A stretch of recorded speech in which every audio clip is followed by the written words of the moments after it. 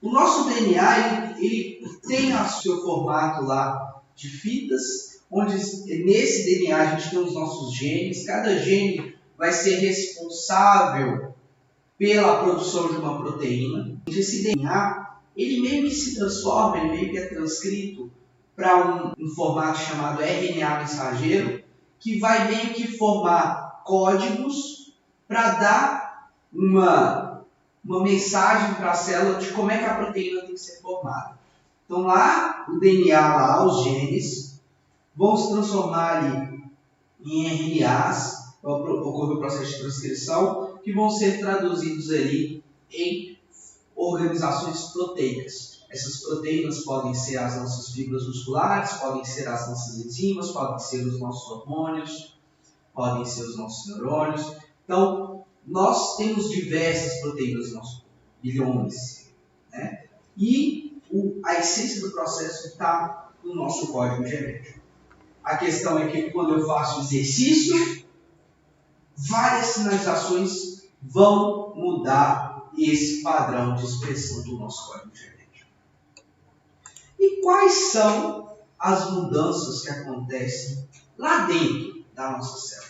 E como isso é variável pelo tipo de exercício? Porque na hora que eu entendo o tipo de exercício para alterar a via molecular, para entender o que realmente muda dentro da célula, eu começo a manusear melhor a minha carga de treinamento. Concorda? Como é que esse processo acontece? Então? Vejam aí na tela que são diversas conexões e sinalizações que acontecem pelo único e exclusivo estímulo mecânico. Quando eu corro, quando eu levanto peso, quando eu treino judô, quando eu nado, quando eu jogo futsal, quando eu jogo basquete, quando eu simplesmente levanto de uma cadeira, existe um estímulo mecânico. Esse estímulo mecânico é o que é interpretado pela nossa célula. E quando esse estímulo mecânico é interpretado pela nossa célula, ela inicia uma sequência de mudanças. Uma molécula sinalizando para outra, que sinaliza para outra, que sinaliza para outra, e elas vão mudando a sua conformação. E nesse efeito cascata, lá no fim eu vou ter uma mudança da minha tradução da minha proteína, uma mudança da expressão do meu gene, uma mudança da atividade do meu gene, que no fim faz com que eu mude o padrão de tradução de uma proteína, de produção de uma proteína. Só que isso vai depender do estímulo mecânico, portanto. É o primeiro. E concordemos que correr é um estímulo mecânico para o membro inferior completamente diferente de fazer um leg press. Fazer um levantamento terra a 90% da carga máxima é um estímulo mecânico completamente diferente de correr uma maratona. Peguei dois extremos, um treino de força máxima e um treino aeróbico.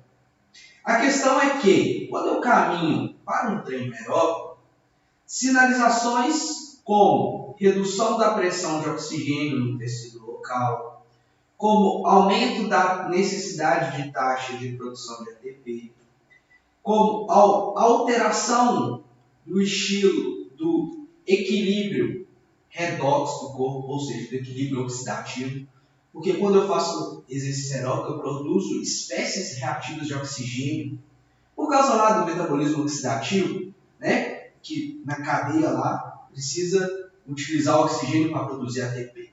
O estímulo aeróbico, então, altera muito mais esses processos, como a alteração do equilíbrio redox, né, o equilíbrio de estresse oxidativo, alteração da pressão de oxigênio, do que um treino de força máxima.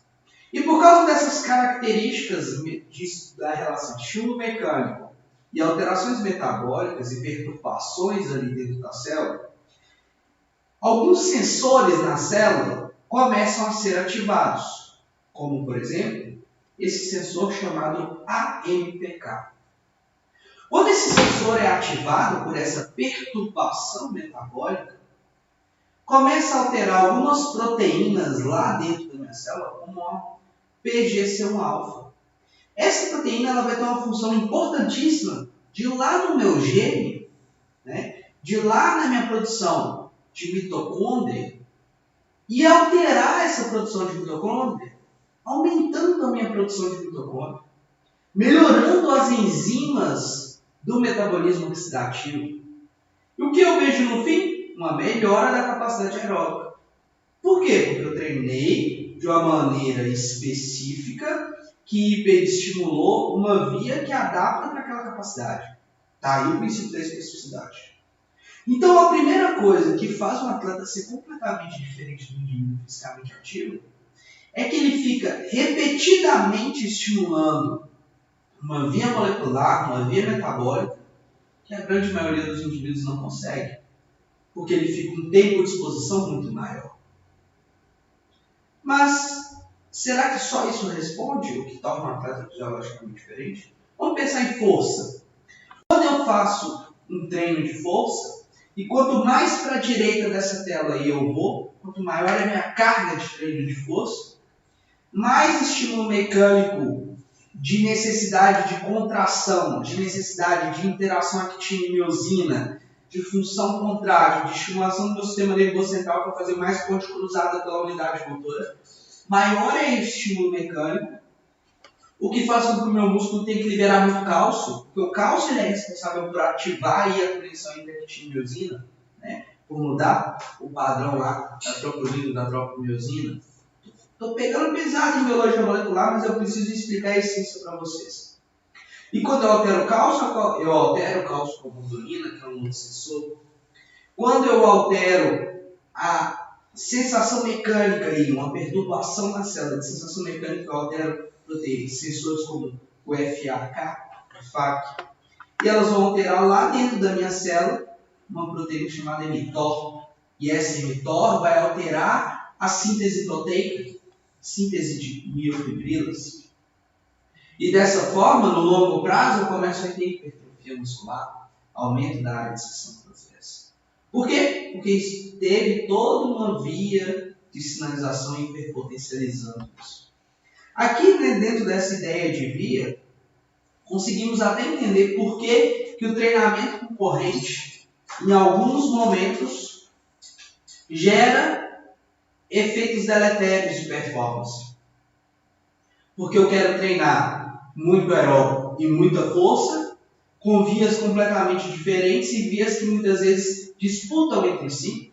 A MPK inibe, por exemplo, a produção de mTOR, que a gente sabe até o momento com estudos in vitro, estudos em animais. Ainda há muito de se estudar.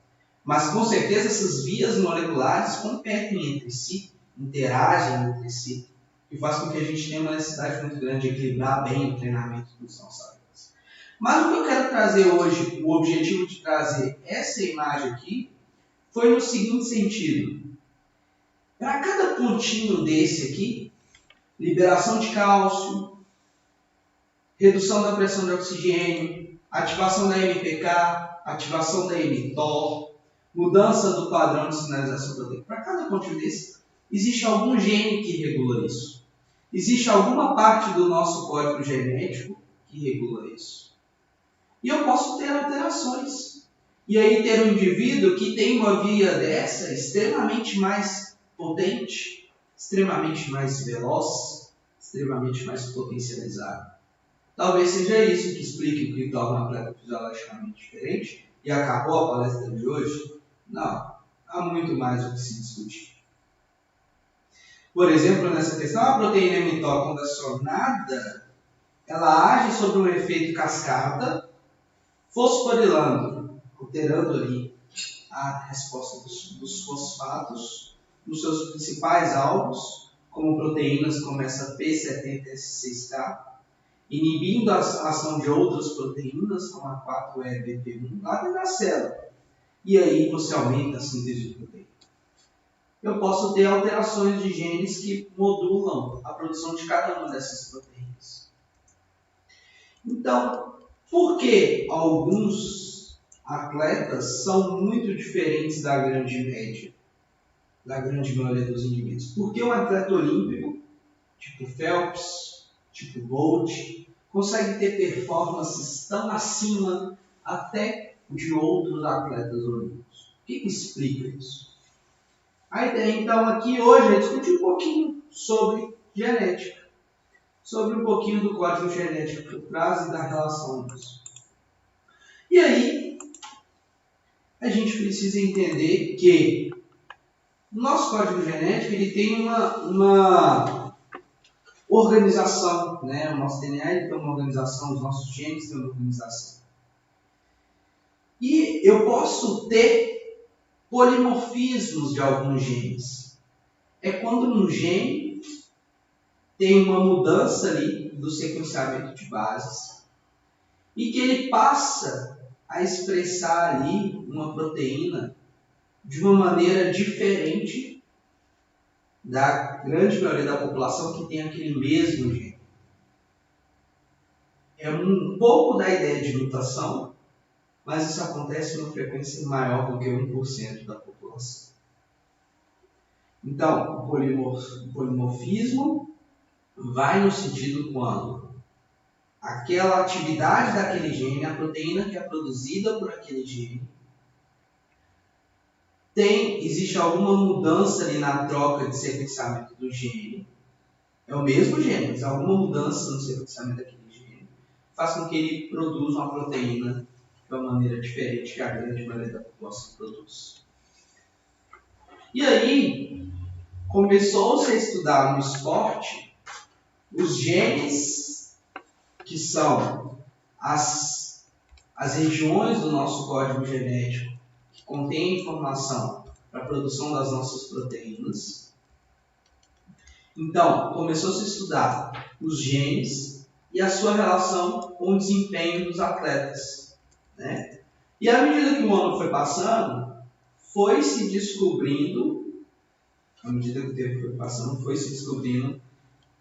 em atletas um número cada vez maior de pequenas alteraçõezinhas em genes que mudavam o padrão de expressão proteica, um padrão de performance, comparado aos indivíduos comuns que tinham aquele mesmo gene. A ideia hoje é discutir um pouco dessa relação, dessa questão.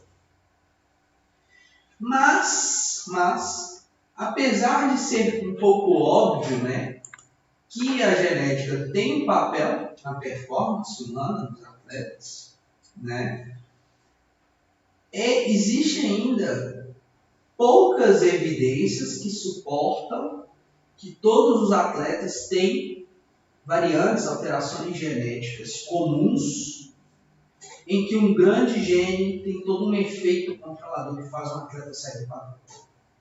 Na verdade, o que parece acontecer é que existe toda uma interação complexa com diversas alterações que são dependentes do ambiente a qual o indivíduo é exposto, o que faz com que ele tenha uma performance acima do comum. Talvez o Bolt, sendo o Bolt, com todas as características fisiológicas que ele tem hoje, se ele fosse exposto a um ambiente onde ele não tivesse nem um pouco de treinos de velocidade, onde ele não tivesse nenhum estímulo voltado para a produção de força e velocidade, e ele estivesse exposto a treinos de baixa intensidade e longuíssima duração, talvez ele não fosse um exímio atleta de longa duração, um Bolt da maratona. O Bolt só conseguiria ser o Bolt num ambiente que o ajudasse a expressar muita velocidade. Talvez, a gente não pode afirmar com certeza.